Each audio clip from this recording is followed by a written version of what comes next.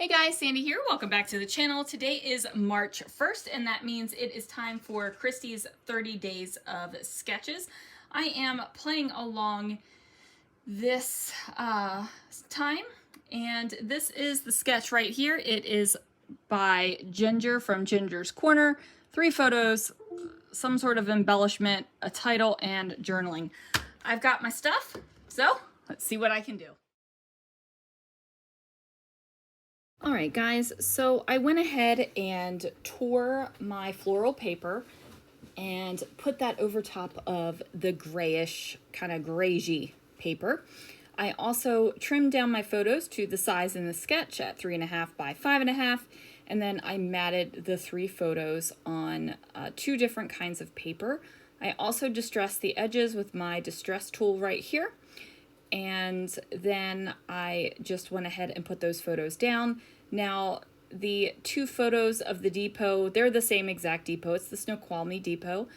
And the center photo is the all about the depot sign that is out there. But I have a photo that is farther away and a photo that is a little bit closer. So I decided to keep the farther away at the top and the closest photo here at the bottom. Now I need to go ahead and get that journaling space and the decoration over here. I'm not going to add any lines where the arrows are. I'm using my floral paper as that decoration. And my title is not going to be large. The title is going to be teeny. Actually, I think some of the words on the page are larger than the title, but that is perfectly okay. I have a few things pulled out. I haven't actually made my kit yet for this month. But I do have some things pulled out, and I'm adding to it as I create yesterday's page and today's. So yesterday's layout was kind of introducing the idea of this day trip that Christopher and I took and rode the train. So I thought that was really cool to do that on the last day of Follow Sketch February to kind of lead into 30 days of sketches in March. Where I will finish this project up. I actually hope I finish it up before the end of March. I would like to do something else in March as well. I've got lots of photos and things to get done, so I just want to kind of get them done. You know what I'm saying? Anyway, I trimmed the white edge off of this die cut because it was kind of bothering me. I did not like it. So I went ahead and did that and then distressed the edge. So basically I put a white edge back onto the die cut, but it's distressed, so it's different.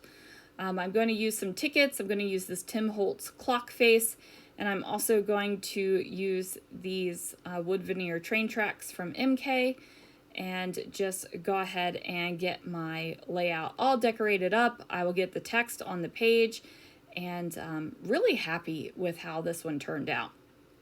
So I'm going to cover up the pre-printed washi tape that is on this journaling block. I'm going to cover it with this green washi, and then on top of that, I'm going to put on this really awesome kind of dark, it's like a dark coppery brown sparkle washi, because anytime I can add Shining Shimmering Splendid to my pages, I am feeling it, you guys. I am here for the Shining Shimmering Splendid. Now, I am going to tone it down just a little bit by putting it as the background to the train tracks. So that little bit of sparkle will be just kind of peeking out there at you. I'm trying to figure out what exactly I want to do and how I want to build my clusters here. I'm not exactly sure yet how everything's going to go. I haven't committed to anything. I am just kind of testing things out for a hot second here before I actually do that. I definitely need to figure out how I'm going to cover up that kind of cut off frame that is right there where I've got the clock and the ticket, and that is how I end up kind of concealing that line. I do add a little bit more decoration there, but ultimately that is those are the pieces that I am going to use. Now, I wanted to scoot that journaling block and that decorative block over and have it overlap my photo a little bit. It was kind of screaming at me to do that. However, I decided to really just follow the kind of the essence of the sketch, if you will, and decided not to do that. But it definitely was difficult for me to have these two separate spaces. I don't know if difficult's the right word. Wasn't my first choice, but I love how it turned out. So there is that. So, you know, sometimes if you're doing a sketch and you're like, nah, that's not me, just try it a little bit. You might find out that something is you, which is what I did here. I ended up loving this a whole bunch. So I went through my floral stash, and I have two different kinds of these. I have a brown and then like that beige. Like, I don't know, what are we calling it? It's like this gray, beige, grayish. Is that, what did I just say? Beige? Brown and beige? No, Sandy, it's like gray and brown, so grayish, right? That's the thing, I think. So I found those two flowers. I decided to kind of stack them on top of each other, and then I went deep into my stash, which is not so deep anymore because it is literally right to the left of me now, instead of farther away. And I do have to say, I use it a lot more because I have, you know, just done little changes in my room to make things flow a little bit better. But I found some flower-shaped brads, and you guys know those have been in the stash for a long time. Man, I wish they sold brads like they used to. I adore brads. I love brads. I've got the brad pokey tool. I just like brads. I think that they're great. So I am going to put those through the florals, and then I will use those florals to decorate on the page as well. So over here, this one's given me a little bit of a fit. I'm kind of, you know, finagling them around a little bit because I'm not exactly sure yet how I want the things to go. So I am starting to use my adhesive and figuring that out. And once I do get it figured out, I'm going to start adding in the things that will keep it going, right? Like, so I put the fun foam. I didn't use fun foam. I used the pop foam underneath of the clock head. I'm also going to cut some of these little pop foams down into really tiny little pieces to go underneath of the puffy word sticker that I have. And this says, let's do it again, and that will make sense in a little bit. So I am going to use my Nouveau Deluxe adhesive to adhere my florals down to the page. Now, I did think about busting out the hot glue gun for this because I wasn't sure if the floral would stick to the metal with the Nouveau. I'm going to let it dry. If it doesn't stick, I'll bust out the hot glue gun. But if it sticks, hooray, I don't have to bust out the hot glue gun. You know what I'm saying? So anyway, I'm going to figure out what I want to do over here. Now, for this one, I decided that I was just going to cover up the tag hole, so nobody needed to worry about a naked one. However, I quickly decide that that is not what I want. I don't end up really liking the floral up there. I put it up there, and I was like, it's all right. And then I put the glue down, and I was like, oh, no, I don't like this at all. So I grab a little bit of a curved train track, and then I trim off just a tiny little bit so it doesn't go so far underneath of the photo. And then I'm going to take that really awesome glitter tape and make it go around the curve of the train track. I'm going to cut the glitter tape in a couple places, and what that's going to do is allow me to basically bend the straight line of the glitter tape around that slight curve of the track. So I get that done. I trim off a little tiny bit of excess that was poking out there, and then I'm going to tuck that here underneath of the decoration that I have on the photo. And this is where I'm like, nope, I really don't like the flower there now. So I'm going to put it down here at the bottom. I'm going to move that tag up ever so slightly. And there is a little bit of glue residue on the tag, guys, but I'm not stressing out about it. I do have torn edges and distressed edges, so I feel like it's kind of being camouflaged. It's kind of right in there. So what I am going to do, though, because now I definitely have a naked tag hole, and you guys know we cannot not have naked tag holes, I'm going to take my crochet thread, I'm going to tie a tiny little bow, and then I'm going to put a little dollop of glue right in that tag hole and get my little bow right on there. And then that, you know, fulfills my need not to have a naked tag hole, and I like that cluster a lot more than when I first started. So now I need to figure out how to get this one down here on the kind of bottom right hand corner of the layout.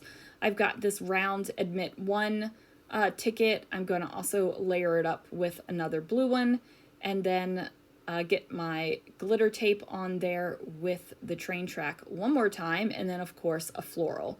So I decided not to go with a cluster of florals within the cluster. I just decided to go with the one because I feel like with my photos smaller and this hunk of journaling that I'm going to have over on the left hand side, I didn't really want to have my decorative areas overwhelm the rest of the page. There's already a lot of decoration on this layout, and I just felt like I didn't really need to add more. So I am going to add one little word phrase over here on this side as well, just because, you know, I felt it needed it. But I say all that to say I didn't want to overwhelm my decorative areas. I didn't want to overwhelm the clusters, but I did feel like it needed a little something. I would have put gold splatter down, but you know, I didn't know how it would look with that dark coppery brown. Probably it would have looked great, but I didn't even chance it. I decided to go ahead and put these Prima enamel gemstones. I don't know what they're even calling them.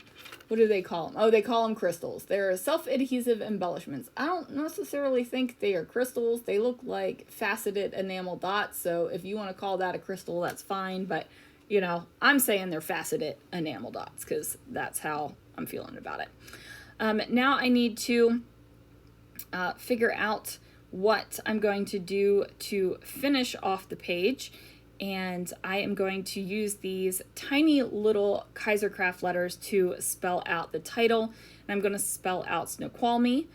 And I put it down because I think that the letters will fit so that I can have the title kind of indented in on the top of this journaling block right here. But Snoqualmie is a little bit longer than I realized it was. So I do have to move them over, and I just want to make sure that I am balancing the letters out so that there isn't a weird gap on either side of the word, right? Like I want it to be centered. It is a tiny little title with these tiny little letter stickers, but I think that that's fine, right? Like who says your title has to be big, bold, in your face all the time? Sometimes I do layouts that don't even have titles. And sometimes I do layouts that you might look at it and go, dang, which one of those three things is the title? It doesn't matter. What matters is the memory is down and the story is down, because this one is a story for sure. So Christopher and I decided that we were going to go to Snoqualmie and ride the train. And we talked about it, and I bought the tickets for Saturday. And, you know, we bought them a couple weeks ahead of time. And the whole time we're leading up to it, we're talking about how we'll go on Sunday, how we'll go on Sunday. And Sunday morning rolls around, and I go to pull up the tickets and realize that we purchased tickets for Saturday, and neither one of us even realized that we were, you know, planning on the wrong day. So what happened? I bought the tickets again, and we went right on our merry way down to Snoqualmie so we could ride the train, and it was totally worth it. Didn't even care that I bought tickets twice because it was so much fun. So I am going to journal that, and I am actually putting 2 lines of journaling for every pre-printed line that is on there. So look at me go, because there usually isn't a hunk of journaling on one page. It's usually spread out over multiple because I do like to scrapbook a lot. And then down here on the pre-printed part of that journaling block, it says date, and I wrote, we don't even really know, because I thought that that was kind of funny. So anyway, guys, that is going to do it for this video. Make sure that you check out the playlist down below for the 30 days of sketches going on this month. If you haven't got enough sketches in your life, check out the Scrapping Reflections Facebook group, where all of the Follow a Sketch February sketches have been posted in the albums for the past couple years. Thanks so much for watching, guys, and I will see you guys again real soon for another video.